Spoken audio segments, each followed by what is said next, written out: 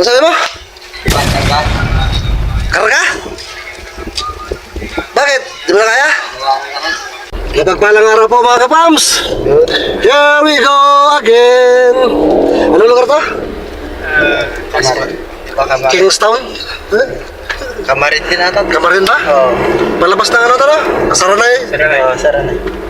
Diba, punta po kami kina Kuya Kabesnas para ako rin po yung medical results ni Jonathan. Grabe na boss yung kalagaan ni Kuya Jonathan. Hindi na po. Kailangan kasi sa gamot. Kung makikita nila yung personal. Iba talaga ang personal. Ano yung hininga niya boss, compare dati? Grabe, ang lalalim na haba na dimension. Grabe na po. Sa nakarang vlog po natin na nakita niyo po yung yung pagsabi niya na kargahin mo ko kuya. Ayun, nung nandun sa bahay niya. Oo, grabe ang ano niya. Paparga na. Sakit sa dibdib.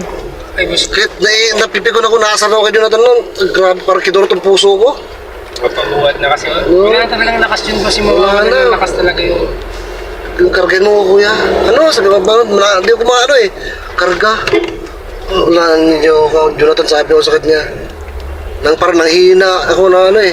Pero hindi ko pinakita sa kanya, pinanghinaan ako ng loob na Hinaan ng loob. pinagalitan ko pa rin. Hindi na pwede magpakita ng lambot sa kanya eh. Kawawa. Ito Diretso boss, diretso. Kaya sana maano natin yung medical records para makaano ulit tayo sa barangay. Para sa gamot-gamot Kailangan na... kasi yung gamot sa barangay. Hindi, yung gamot kasi dito sa mga kuha kuya. Saan ba? Kasi walang gamot doon sa atin eh. Dito sa Walang kanila? gamot, oo. Yan naman dyan, kay sa dito kina kuya, ang hinihingi na lang ng doktor is yung video. Na ininom niya yung Yung medical hindi na? Hindi na, yun ang video lang kailangan. Pero saan gagamitin yung papel na kukunin natin? Yung sa barangay naman doon sa atin, para sa barangay. pagkuha kay Jonathan. Na ipapagawa natin. Isolate talaga yun. Sulit siya, di na kaya kung siya lang, doon lang mabubuhay. Wala. At ibigay mo lahat ng hilig niya boss. Oo, kahit ibigay lahat, andun lahat sa tabi niya, di po niya Diba na yung nung nakita nga natin kahapon ngayon, para grabe na yung hininga. Tsaka hindi mo rin mapipigilan hindi lumabas yun. Oo, na-overdose eh. Tsaka marami hinahanap yung niya. Kaliwa? Tapos, Kaliwa. Labasin ng Saranay. iba yung ano nyo, iba na yung masta nyo. Parang may napanood niya ako ba, sabi niya tanggap na niya eh. Sa'yo ba yun? Sa akin yun. Sa'yo ba yan? Tanggap niya na. Na gano'n mangyayari sa kanya? Oo. Nung una ayaw niya pa eh. Ayaw pa mamatay. Gusto mo mamatay? Ayaw ko pa. Nagkapos yung una eh. Pero lately, siguro dahan-dahan natatanggap na niya. Kasi napapagod na rin sa hirap siguro ng Pero ikaw na makakasalamuhan niya, syempre tayo yung ano, di ba? Andun yung kasi siyempre kita mo kapwa-tao mo humihinga pa naman pero nakikita mo na nahihirapan ng ganun. Kaya pa namang ano. Parang tayo tuloy nahihirapan pag mga ganong no? Kaya kahit kaano kalakas, kalaki, yung inis mo sa kanya, asar mo sa kanya, Ano makita tayo mo. dyan, boss? Kanan gubat. Sa gubat tayo. Dito po sa gubat po. Kanan dito, gubat sa syudad. Sa likod na daan. Kasi meron din daanan kaso nga lang Malayo niya, ikot dito sa gubat. Next tayo. Leaks.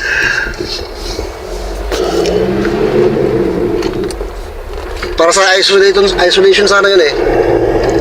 Na kunin si Jonathan. Padampot na nga para makuha na namin. Yun ang hinahanap yung medical. Yun nandun kay kuya. Grabe. Sunod talaga sa mga Sunod talaga sa kay... Yan. Yan, ano nangyari? Bira. Nag-brown out. Nabitaw ko yung cellphone ng pa-vlog.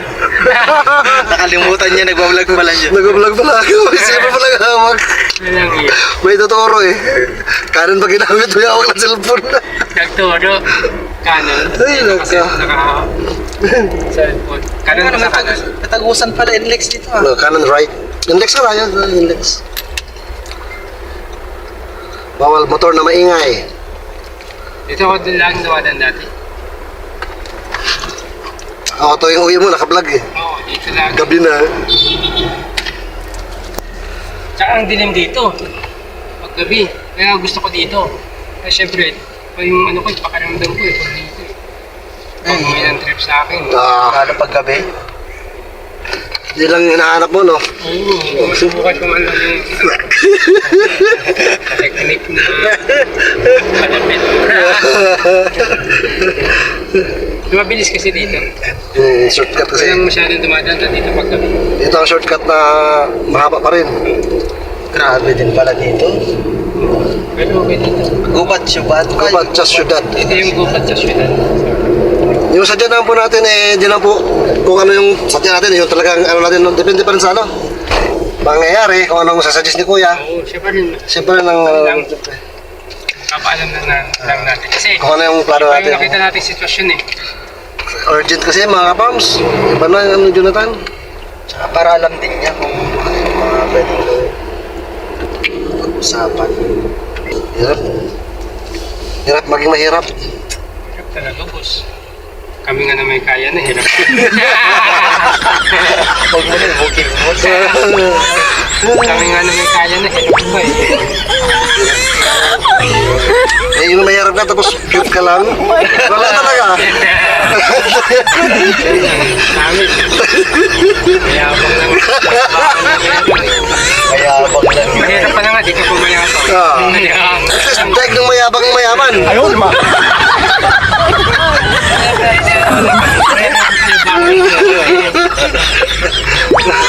Depende na po. Seryoso. Seryosohin. Ganito kami lagi.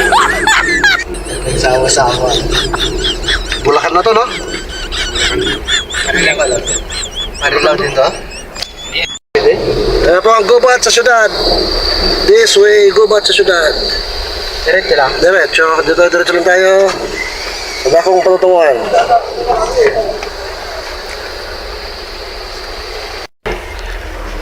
Ayan po, papasok na po tayo sa ano? Yeah, tira. Tayo na kuya, ka-business. Ay, dito Sa likod duman. Sa likod. Sikip ng daan dito. Tukan lang dito eh. Saktuhan lang talaga magkasalubong. Walang allowance. Wala, wag mo sa sasakyan. Hindi ako. Hoy! Maria! Pa, tayo lang delikado dito. Ligado yun. Kinawa. Ginawa mo sa daan. Sino yun? Kalbo? Askap kapit bahay. Yun ata sila eh. No? Dito ba? Oh, yan. Yung mga motor nila, oh. Kaya ito.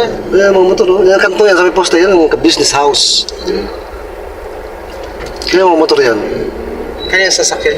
Kanila, kay... Kay Papa Dins. Papa Dins. Sayang, ano, Nissan. Saan ang pangirahin ito ngayon? Dito sa may gate. Sa may motor. Gilid lang muna natin dyan. Ay, hindi naman muna dyan. Wala mang daan. Hindi naman dumadaan. Wala naman dumadaan dyan. Dyan. Diyan, pasok mo. Wag, pagin. Ay, wala. Tahimik yun. Wala na rito, wala kabuhi-buhi na, walang mga tao rito kasi. Pati ito, binibenta na rin, tinanay, tindahan. Kailangan mo mga sasakyan. Falcon House po tayo. Tignan natin kung may tao.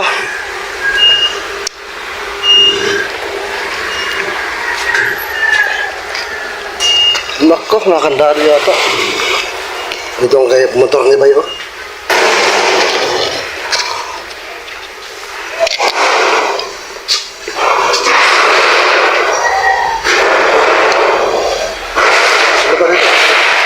Saan ba sila, Bay?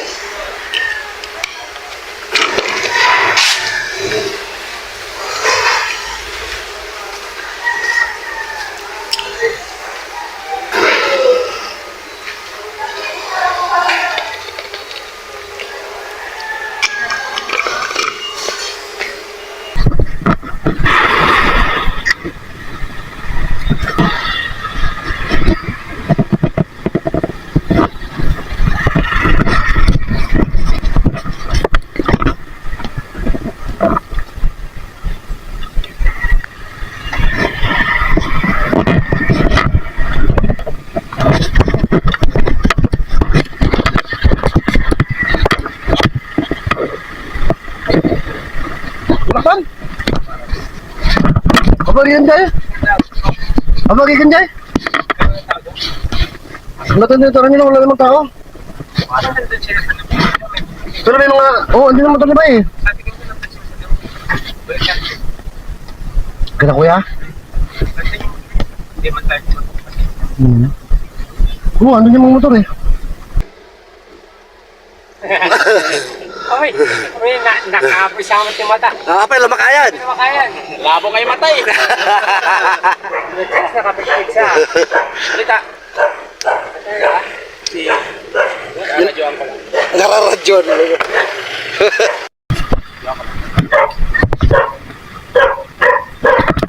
Anak na burnok, di ba? Palang kami mga kapams. Kaya kami. Nakalap po natin yung ano, hindi ka ng records na kayatan. Hindi po natin itong bukas kaya ano, Ate Jen. Para may forward sa barangay. Ito naman kinakuya, yan naman po yung records niya sa ano, clinic doon, sa barangay doon. Kaso nga lang po, may nalaman tayo kanina na yung gamot pa lang yun na binigay kay Jonathan, on the day na ininom niya yun, kailangan that day rin na mai-present sa doktor. Yung pag-inom niya para mabigyan siya ng gamot. Yun ang hindi natin alam. Kaya ibig sabihin, 2 days nang nakalipas, na pag-inom niya, ibig sabihin, back to zero siya. Bagay number 1 ulit. Na kaya niya, ininom ulit ng 3, tapos i-video natin, ipipresent natin sa doktor para makuha niya ulit ng pang 1 week. Back to zero. Sunod ulit tayo kaya. Bukas po, pagka natin sa Jen, ibigay natin ito folder, tapos kunin natin si Jonathan para sabdalhin doon sa kanya kuya para makakuha ng gamot.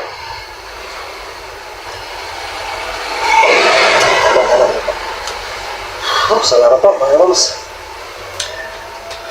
Napakahaba lang namin lang, naging usapan namin kila kuya, masaya. Matagal kami na kita-kita eh. Si ate, andun din. Si Junjun, si Vera, si Papa Tins, nakilala po natin, si Gustig. Masaya po, si Burnok, andun din po. Ibay. Si Stong. Nakakamiss lang po ang dating samahan. But don't worry po na may pinaplano si Kuya na project kung saan ay magkakaroon tayo ng bahagi. Kung matutuloy po ha, wala po akong hindi ko po pwedeng sabihin ko ano yun. Basta may pinaplano po, plano pa lang naman po. It's either matuloy or hindi. Kung saan magkakaroon po tayo ng part. At more than willing, masaya pa ako maging bahagi ulit ng project ng ka-business official. Siyempre po, iba na yung sitwasyon noon, iba na yung sitwasyon ngayon. May kanya-kanyang ano pa tayo eh. Pinagkakaabalahan. Kaya, pag-uusapan po kung ano magiging setup. Kung sakali po ha.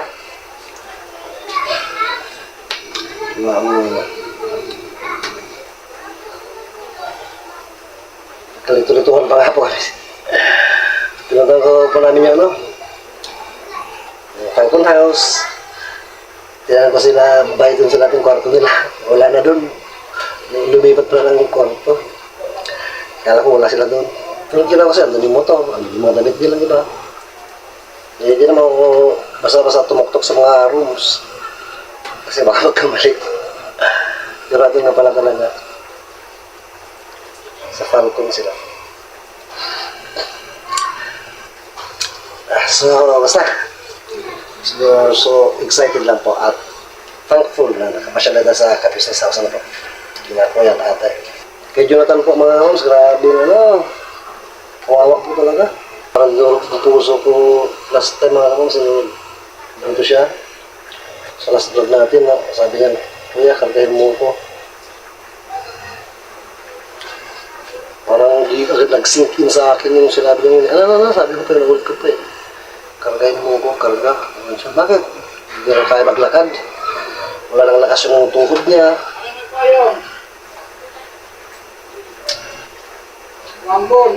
Grabe mga kapams. Ako, personally, people na naaasar na kay Jonathan mo, pero on that certain time na sinabi niya yun na karga kuya,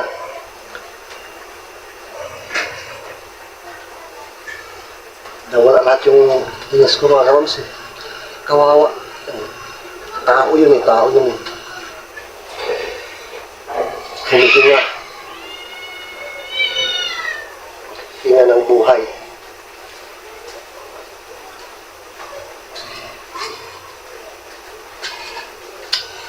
Nasa ano na siya, sa pagitan ng life and death situation na kailangan ng rescue. Ano naman po ang karapatan natin para tanggihan ang isang buhay na humingi na sa klolo, kaso wala po kakayahan. Pag kinalaman ko naman po siya, alam mo natin yung sakit niya, di ba mga karoms? Kaya ang ginawa ko na lang is, isinakay ko siya sa motor, pinangkas ko, although nag-aalala po ako, baka mahulog sa motor eh, wala siyang lakas. Tapos di na ako sa garahe, kaya badit, tapos na, ambag-ambag na lang ano, pamasahin niya sa kapang niya. Kasi, nagkaya po. Napakahirap po ng sitwasyon na gano'n. Kahabag-habag. Kawawa po. Kahit ano mong sitwasyon ng tao, no? Kahit, sabi natin yung pinakamasamang tao, kahit pa demonyo eh.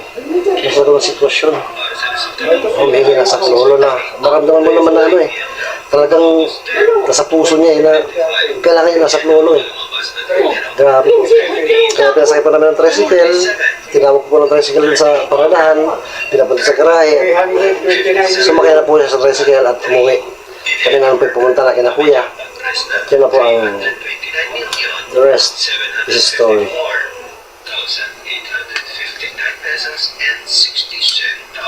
God bless us all always po mga kamams.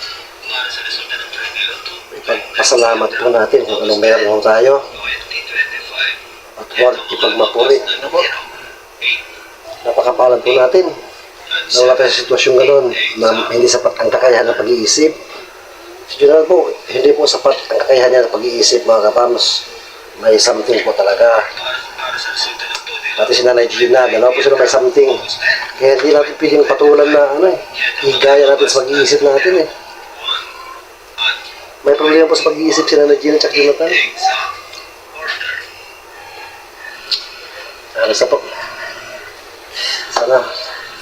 Sana magkaroon ng sapat na kakayahan mag-isip si Jonathan after niyang gumaling sa kanyang karamdaman. Mag-iba. Walang imposible. Pag kalooban po ng Diyos. Kaya kuya at ate, kapadins, Dave, Budan, sa ka-business family, first family, and extended family, maraming salamat po. Maraming salamat. Pinamalayan na pa kami. Narinig po tayo ng pancake. Sarap. Thank you po, Ero. Tera, na nagluto po.